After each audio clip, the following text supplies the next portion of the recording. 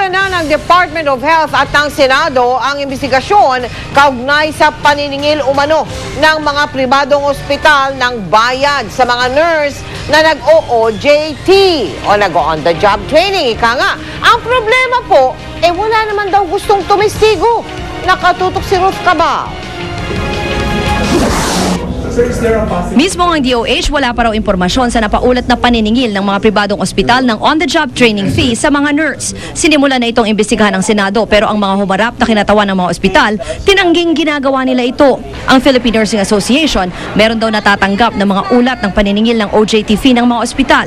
Ang problema, wala naman daw gustong tumestigo. Nakausap ng GMA News ang isang registered nurse na nakapag-OJT ng 4 na buwan sa isang pribadong ospital dito sa Metro Manila. 8 oras ang duty niya. 6 na araw sa isang linggo siyang katulong ng mga doktor at ibang nurse sa trabaho. Pero hindi lang libre ang serbisyo niya. Siya pa raw ang nagbayad ng 10,000 piso sa ospital.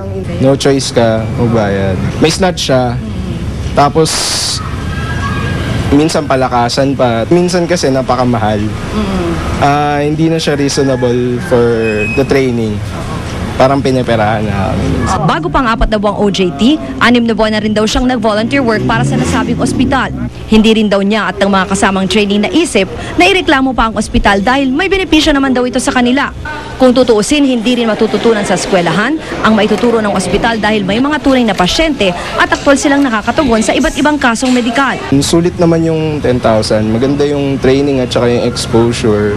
Ang DOH nanawagan sa mga tulad ng nurse trainee na pumunta sa kanila para mabuking ang mga ospital na naniningil ng OJT fee. We have to investigate, di ba? No? Take a look. And if it is illegal, then of course, there may be particular sanctions. Tingin ko lang naman, ang number 1 step lang naman to, yung political will ng DOH, ng PRC at saka ng CHED na klaruhin ang guidelines na yan. If kailangan natin ng batas, wala akong problema, nandyan tayo. Ruth Cabal, Nakatutok, 24 Oras.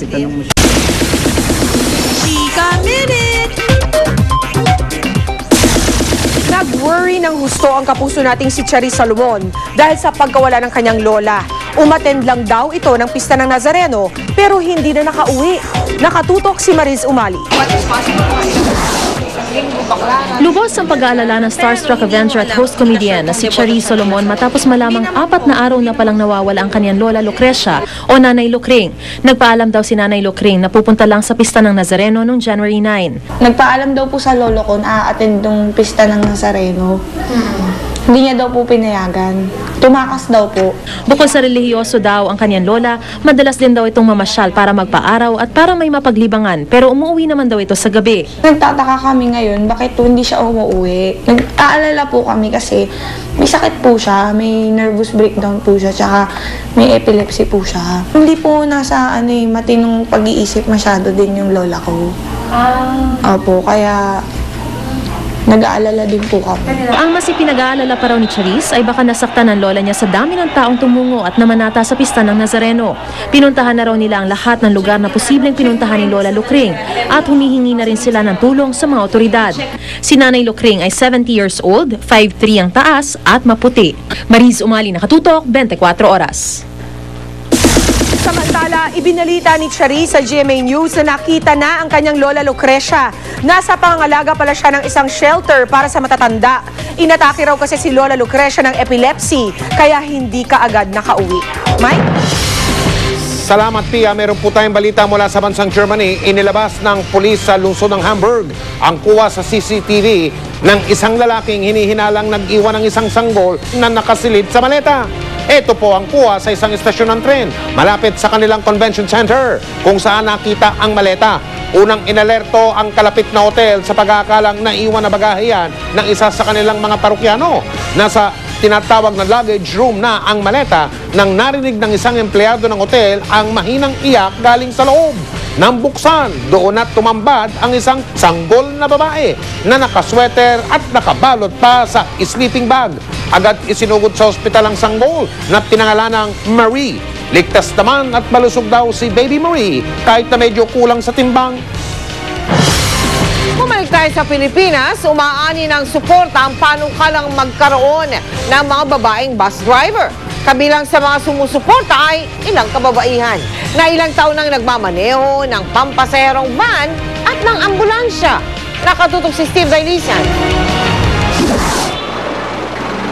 Maglalabindalawang taon ang namamasada ng van si Len Vargas. Sa awa ng Diyos, di pa naman daw siya nakakabangga at bihira ring magkaroon ng traffic violation.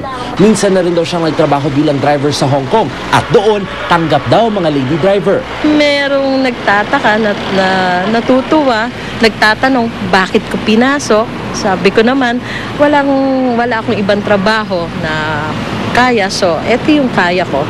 At marangal naman, kaya natutuwa sa akin yung mga tao, yung mga pasahero ko.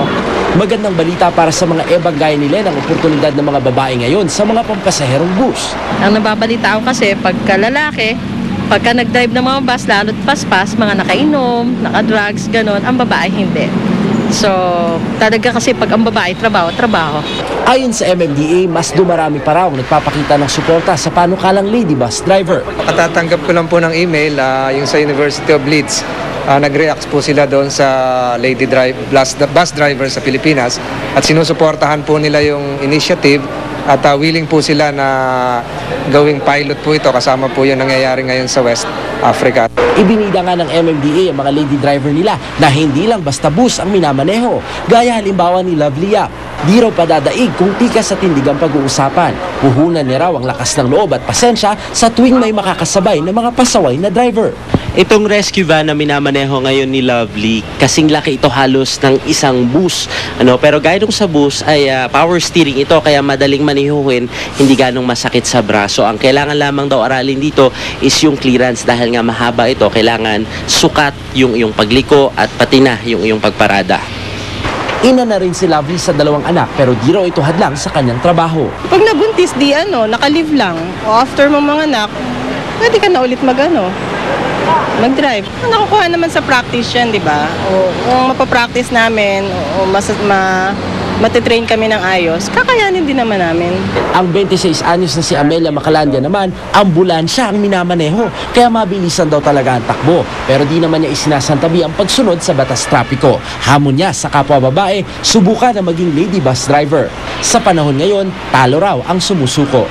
Ito na po yung chance na ipakita po nila na kayang-kaya ng mga babaeng makisabay sa kagaya ng pagtakbo ng panahon na umaangat tayo lahat. Aangat din yung pagkilala sa mga babae, hindi lang po nakakahon. Wala pang lady bus driver sa ngayon pero naniniwala ang MMDA na unti-unti na rin matatanggap ang gaya nila, lalo't ang mga lady bus driver ang nakikitang solusyon para iwas disgrasya na ang biyahe ng bus sa Metro Manila.